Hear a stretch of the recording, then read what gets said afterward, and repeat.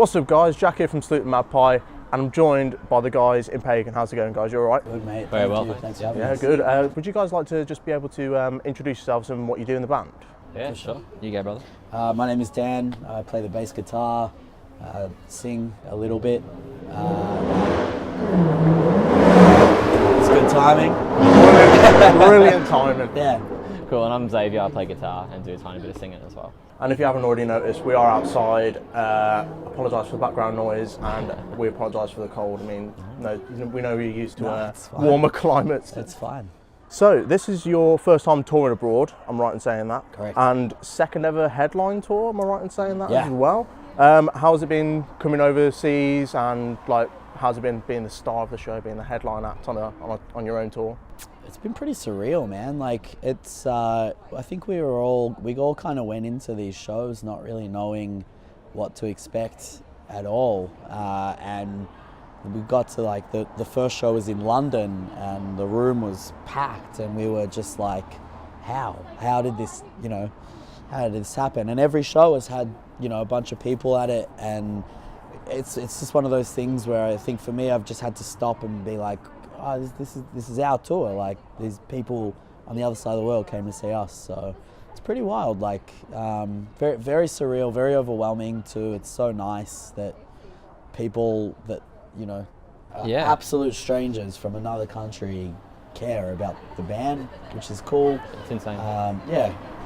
To think like even that show in All Blue Last in London, like it had more people than we had a few months ago in a hometown show. Yeah. I mean, that's something. So. I mean, speaks volumes, I think, doesn't it? And what about the live show? What can people expect from a Pagan live show then? I guess we try to make it a little bit theatrical. We got like a little neon cross made up that we purchased a nice hard case for so we could bring it out with us, and we try to have that in a prominent spot. It's like most bands use banners or whatnot, so we just thought this would be a nice little way to like give a bit more of a party vibe into the venue. So we try to have that booming all the time, and Nikki she's amazing. She just does her thing around the stage and just brings the crowd in and like really invokes everyone. And I guess we just try to hold the line and try to make everything sound tight. So yeah, she sort of takes the lead, do you think, in on the stage and makes things a bit more dramatic, I guess. Absolutely. Yeah. She's a real master at the craft of like creating a mood in a room, I think. A presence, just the people just can't take their eyes off her. Like it's just the way it is. Yeah, she's a very, very engaging performer. We're very lucky to have her. I mean, I'm sure you guys get your own bits in as well. I mean, running about on stage. No, totally. I think like we've always kind of looked at Pagan as something where, I think a lot of bands are quite happy to sort of have like rotating lineups and stuff like that. Like, I don't want to say we would continue, we would not continue if someone decided to leave, but it would be very, very hard to do this with any other combination of people. Yeah. That's really cool to hear. And the new album, Blackwash, incredible album. What has been like to release it and get it out into the world and have that first, because the debut album's really big for a band, isn't it? And yeah, absolutely. Yeah. We had it sort of wrapped up. It would have been December last year, and it's just it's pretty standard. But for us, it was a first album, so the process of like releasing it sort of mid-year was quite a wait. And I think we're all getting pretty antsy. Everyone to sort of show people what we've been doing for a long time, and having that sort of come out and sort of getting the response it did back home and even here and in Europe was just more so insane. here, to be honest. It's crazy. Yeah. I think it got like people in Germany and all over Europe are just like really into it and sending us messages, and it's just like, what the hell is this mental? What about live? What are some of the favourites to play off the album? I love playing. There's a song on the record called Holy Water. I like playing it because it's. Do you have a bit in that as well? I sing a little bit. Yeah. I sing like a bridge part, but for me that song is a real challenge for me to play. It's very bass heavy, so it's kind of like every time I get through it, I feel like I've like achieved something. But like I think like on a less kind of like selfish note, I think like you're like Death Before Disco is a song that it's a fun a lot of people have really like connected to, and because like there's a video for it. People kind of know the words and stuff, so that's always cool. That's I don't know. Do you have a favorite? I like Silver, I guess. Like that sort of I had that sort of main guitar riff all throughout that. I've had it in my head for years, like probably 5 or 6 years, and I was just always had these chords and just like, you know, we're just going to turn this into a Pagan song and whatever it takes, and it's going to sound cool, and I think the end product is pretty awesome, so pretty proud of that one. So. Cool. Well, you've described yourselves as blackened rock and roll.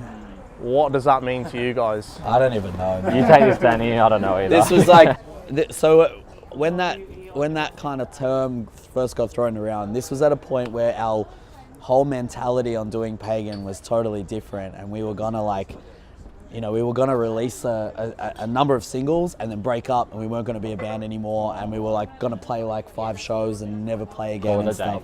Yeah. And the whole thing about Pagan, for me at least, was like, I just wanted to take the piss out of everything, right? And one of the things that I was, at the time I was doing a lot of music writing, so like music journalism kind of stuff. And I fucking hated so much the need to like categorize a band's music. So I started like, I would just throw out these really dumb like terms for like how to describe Pagan.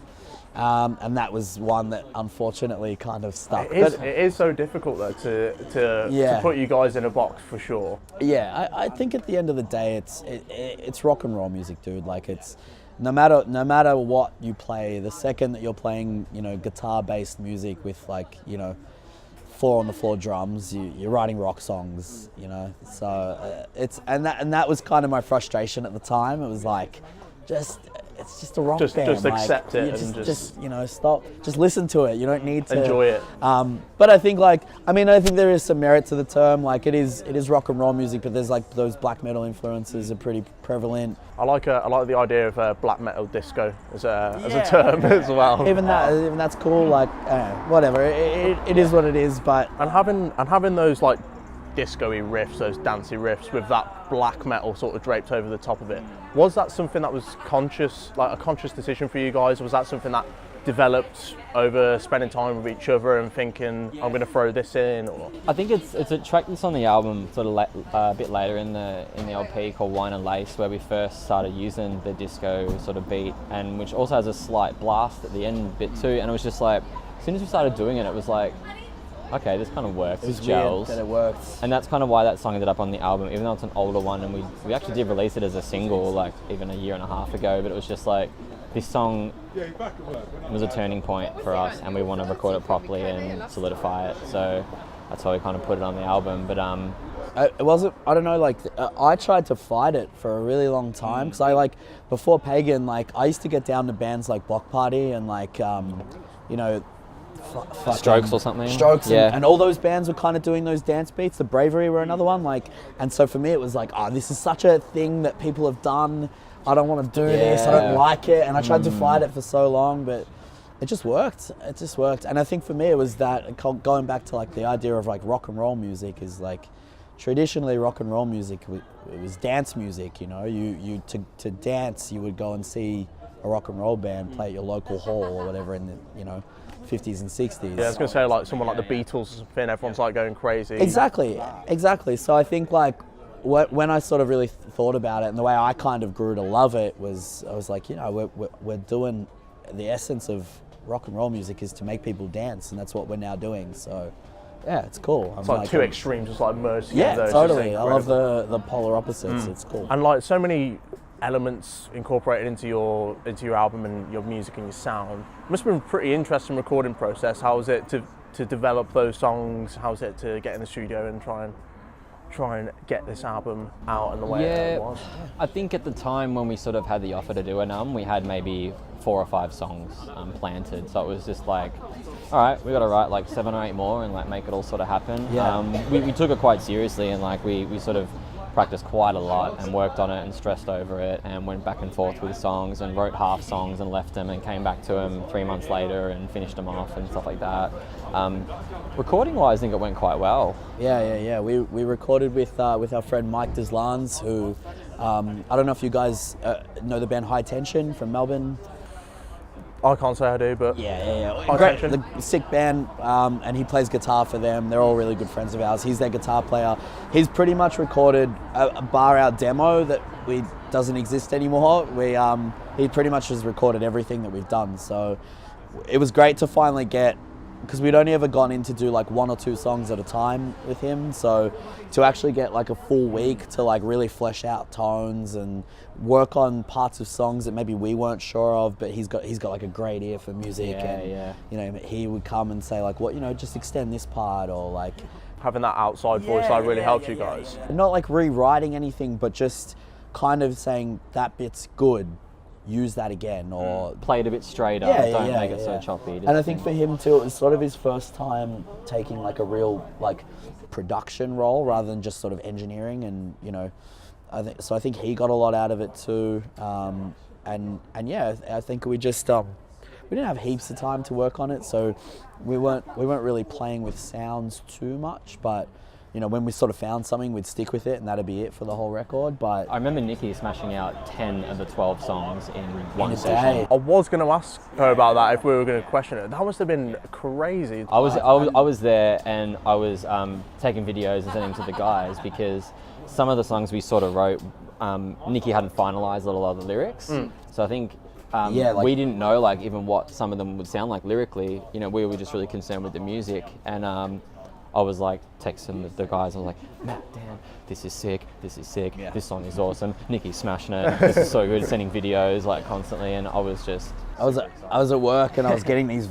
like, fucking hell, I just want to be in the studio.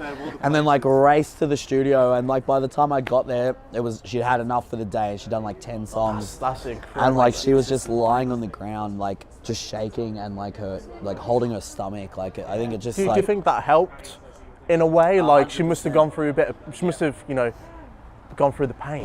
She exhausts herself too. She's not sitting there with cans on a pop filter. She's got the mic in her hand and she's rolling around on the ground, and she's dancing and moving and jumping. And I think that it definitely.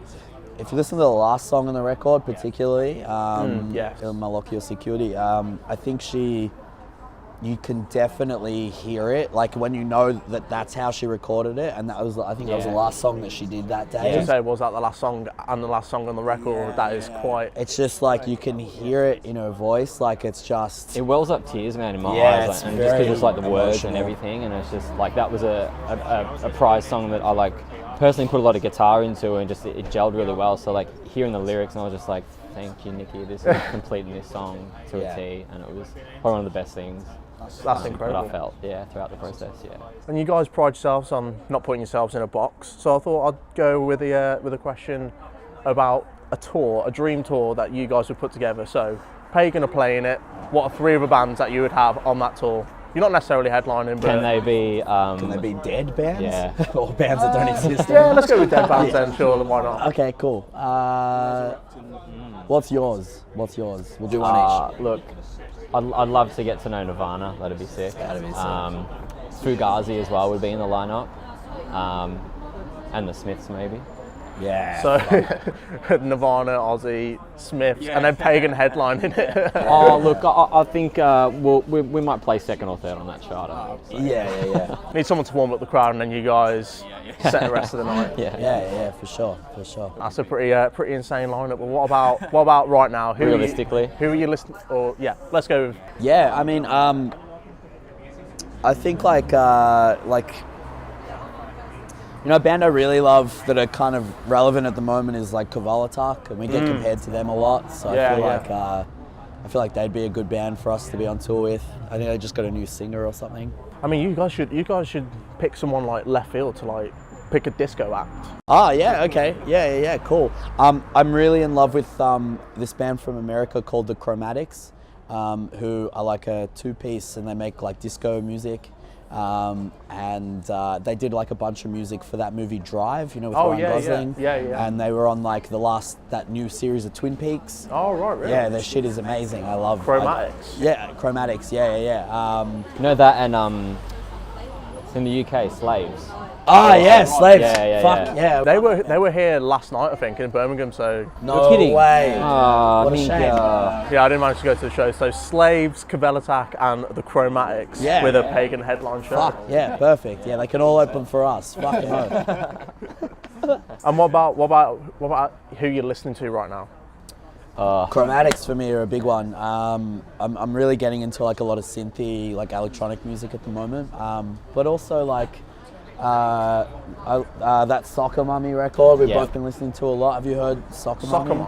Soccer Mummy. I've heard of it. They're on like my list to listen to. Just this girl, like singer-songwriter from America, doesn't sound like anything you'd expect us to probably listen to. Nah, I've been like obsessed with Phoebe Bridgers like the last 3 months, and Julian Baker, and I guess Boy Genius as well. Like, it's just acoustic, beautiful stuff. I've just got like this mental image of like you before a gig, just like jamming out with some acoustic stuff, like coming out on stage and then just. I tried to play her stuff in the van the other day, and I was like, man, I love this, but I'm really bringing the mood down. Oh, it bummed us out so hard, but I love it. Yeah, it's like, it's weird because I think that like the older we all get, it's not that like we all still love heavy music very dearly, but I think I'm finding more inspiration in music that doesn't sound like what we sound like, and I think the challenge that we all enjoy is getting stuff from pop music or from like sad folky music or electronic music, and then we're like, I love that melody, how could I turn that into something pagan, and that's what I was going to say, like that is such a true thing of you guys. Like if you just take elements from every sort of genre of music and slam it all together, that's what I hear when I hear. I'm glad it comes across that way. That's cool. Thank you. Anyway, anything else to add for your fans or anything? That's all the questions I have. Just thanks to you and to everyone for watching us play and coming to these shows, if you've come to any, and buying the record, and you're all bloody plunkers. What a great way to end the interview. Danny, Javier, been a pleasure. Thank you very much. Thank you so much. Pleasure, man. Yes. Thank you. Thank you. Thanks for having us. This is fun. Thank you. And that's the end of the video, guys. Please drop a like if you enjoyed it. Tag someone, share it all around. I think people need to see this interview with Pagan. This is one of the hottest bands on the planet right now. Hope you appreciate saying that. And then, yeah, get out to one of the shows if you can. See you later.